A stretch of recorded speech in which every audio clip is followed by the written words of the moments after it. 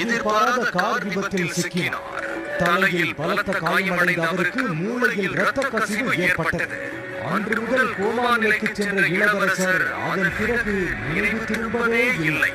இருப்பினும் அவரது குடும்பத்தினர் ரியாத் மருத்துவமனையில் அவரை வைத்து உயிர் காக்கும் கருவிகள் மூலம் 20 ஆண்டுகளாக பாதுகாத்து வந்தனர்.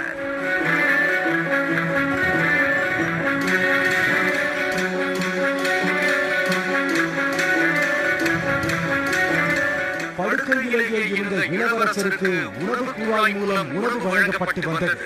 ஆல்வலிதின் 36வது பிறந்த நாள் விழா கடந்த ஏப்ரல் 18ஆம் தேதி கொண்டாடப்பட்டது தொடர்பான புகைப்படங்களும் வெளியாகின.